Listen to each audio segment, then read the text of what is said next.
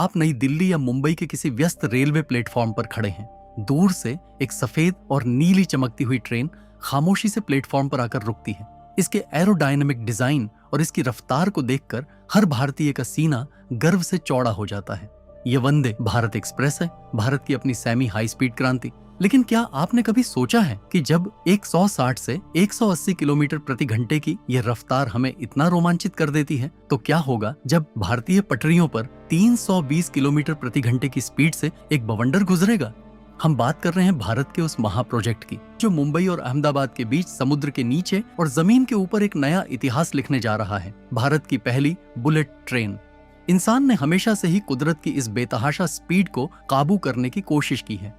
जब वंदे भारत 150 की स्पीड पकड़ती है तो हमें तरक्की का एहसास होता है। लेकिन जरा उस मंजर के बारे में सोचिए जब आप एक ट्रेन के अंदर इतनी रफ्तार से गुजर रहे हो कि बाहर की दुनिया आपके लिए सिर्फ रंगों की एक धुंधली लकीर बन जाए। इतनी रफ्तार की अगर आप पलक झपकाएंगे तो शायद आप एक पूरा शहर पीछे छोड़ चुके होंगे। ये रफ्तार हैरतअंगेज है और ये रफ्तार रोमांचक भी। आज हम सिर्फ एक ट्रेन के बारे में बात नहीं कर रहे, हम बात कर रहे हैं उस टेक्नोलॉजी की जिसने इंसान के सफर करने के नजरिए को हमेशा के लिए बदल दिया।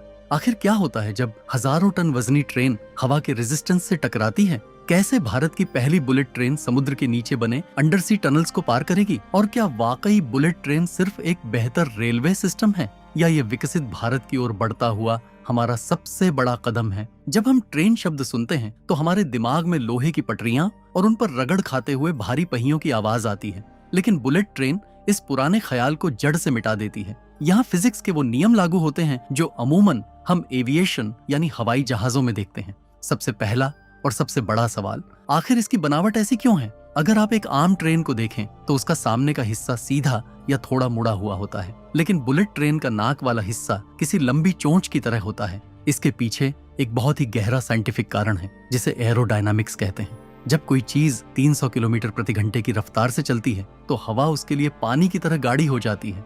हवा का ये रेजिस्टेंस यानी ड्रैग इतना ताकतवर होता है कि वो ट्रेन को पीछे धकेलने की कोशिश करता है। अगर बुलेट ट्रेन का डिजाइन स्लीक न हो तो ये हवा की दीवार को चीर नहीं पाएगी और बेतहाशा एनर्जी खर्च होगी। लेकिन असली जादू होता है इसके पटरियों और पहियों के तालमेल में। साधारण ट्रेनों में पटरी के जोड़ होते हैं जिसकी वजह से खटखट की आवाज आती है। बुलेट ट्रेन के लिए कंटिन्यूअस वेल्डेड रेल्स का इस्तेमाल किया जाता है, यानी मीलों लंबी पटरी जिसमें एक भी जोड़ नहीं होता। इससे फ्रिक्शन कम होता है और सफर मक्खन की तरह स्मूथ हो जाता है। और फिर बात आती है सबसे एडवांस टेक्नोलॉजी की, मैग्लेव मैग्नेटिक लेविटेशन। हालांकि सभी बुलेट ट्रेन्स मैग्लेव नहीं होती, लेकिन भविष्य इसी का है। इसमें ट्रेन पटरी पर चलती नहीं बल्कि पटरी से कुछ सेंटीमीटर ऊपर फ्लोट करती है। सोचिए, हजारों टन वजनी एक मशीन हवा में तैर रही है और यहाँ काम आता है इलेक्ट्रोमैग्नेटिज्म का सिद्धांत। मैग्नेटिक रिपल्शन की वजह से ट्रेन और पटरी के बीच कोई फिजिकल कांटेक्ट नहीं होता। जब रगड़ फ्रिक्शन ही खत्म हो गई तो रफ्तार की कोई सीमा ही नहीं रही। लेकिन इतनी रफ्तार को रोकना भी एक बड़ी इंजीनियरिंग चुनौती है। अगर आप 300 की स्पीड पर अचानक ब्रेक मारेंगे तो फिजिक्स के इनर्शिया नियम के हिसाब से ट्रेन के अंदर मौजूद हर चीज और हर इंसान एक झटके में गिर सकते हैं। इसीलिए इसमें रिजेनरेटिव ब्रेकिंग सिस्टम और एडी करंट ब्रेक्स का इस्तेमाल होता है जो मैग्नेटिक फील्ड्स के जरिए रफ्तार को धीरे धीरे लेकिन बेहद ताकतवर तरीके से काबू करते हैं। बुलेट ट्रेन सिर्फ एक तेज रफ्तार गाड़ी नहीं है, ये मैकेनिकल इलेक्ट्रॉनिक्स और फ्लूइड डायनामिक्स का एक ऐसा संगम है जहां हर मिलीमीटर की कैलकुलेशन मायने रखती है। एक छोटी सी चूक और फिजिक्स का यही चमत्कार एक भयानक हादसे में बदल सकता है। जब हम भारत में दौड़ती वंदे भारत एक्सप्रेस को देखते हैं तो हमें गर्व महसूस होता है, लेकिन बुलेट ट्रेन की दुनिया इससे कहीं आगे एक अलग ही डायमेंशंस में काम करती है। जहां वंदे भारत अपनी एडवांस्ड सस्पेंशन और एरोडायनामिक लुक्स से हमें चौंकाती है, वहीं बुलेट ट्रेन उस बैरियर को तोड़ देती है जहां फिजिक्स के साधारण नियम काम करना बंद कर देते हैं। एक वंदे भारत और एक असली बुलेट ट्रेन के बीच का अंतर सिर्फ रफ्तार का नहीं बल्कि उस मीडियम का है जिसमें वो चलती हैं। इसका सबसे बड़ा उदाहरण है टनल बूम का रहस्य।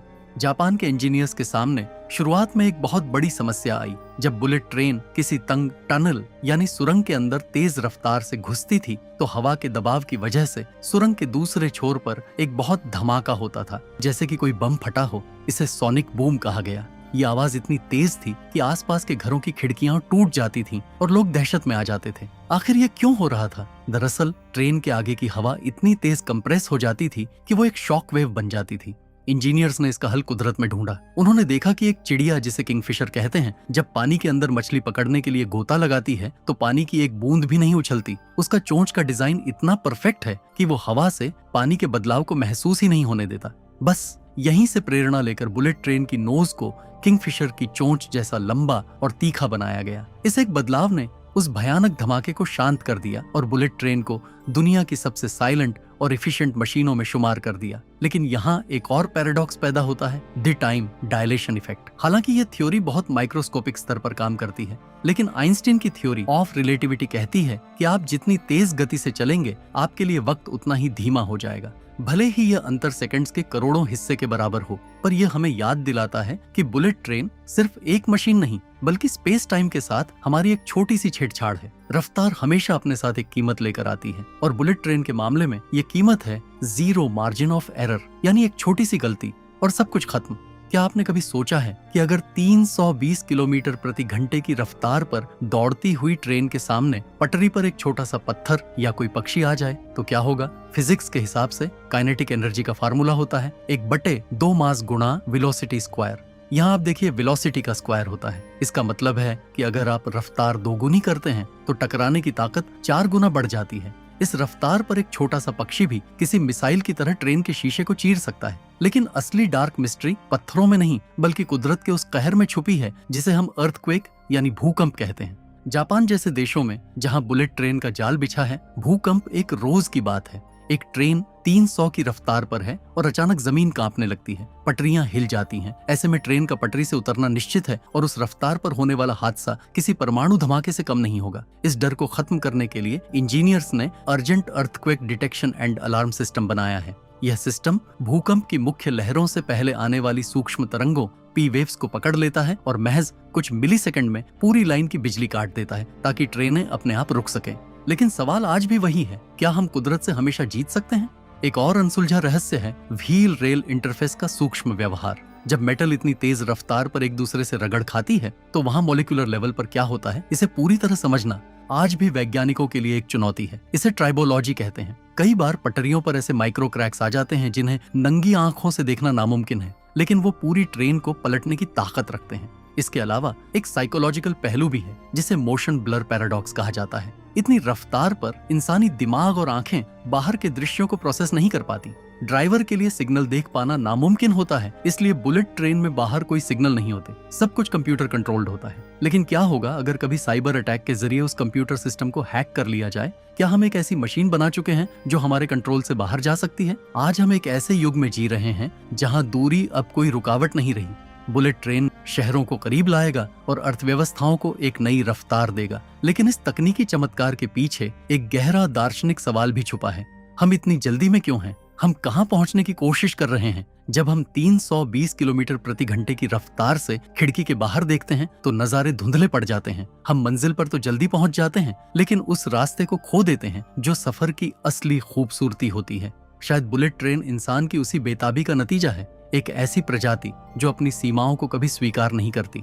हमने जमीन पर रफ्तार के नए कीर्तिमान रचे हैं और अब हम हाइपरलूप जैसी टेक्नोलॉजी की बात कर रहे हैं जो आवाज की रफ्तार, साउंड बैरियर को भी चुनौती देगी। यह सफर थमेगा नहीं क्योंकि क्यूरियोसिटी ही हमारा फ्यूल है। लेकिन याद रखिए, जितनी बड़ी ताकत होती है उतनी ही बड़ी जिम्मेदारी भी। बुलेट ट्रेन हमें सिखाती है कि महानता हासिल करने के लिए सिर्फ रफ्तार काफी नहीं है, उसके पीछे एक सटीक संतुलन, अनुशासन और कुदरत के नियमों का सम्मान होना भी जरूरी है। जब आप अगली बार किसी हाई स्पीड ट्रेन की गूंज सुने या उसे हवा को चीरते हुए देखें तो सिर्फ उसकी रफ्तार को मत देखिएगा, उस ह्यूमन जीनियस को देखिएगा जिसने नामुमकिन को मुमकिन कर दिखाया। मंजिल शायद दूर हो सकती है, लेकिन जब तक हमारे पास ऐसी टेक्नोलॉजी और उसे बनाने वाले दिमाग हैं, हम कभी रुकेंगे नहीं। आखिरकार रफ्तार सिर्फ एक नंबर नहीं, एक एहसास है, एक ऐसा एहसास जो हमें बताता है कि भविष्य अब कल नहीं बल्कि आज है। ऐसे और रहस्य जानने के लिए हमारे साथ जुड़े रहे और सब्सक्राइब करें हमारे चैनल को।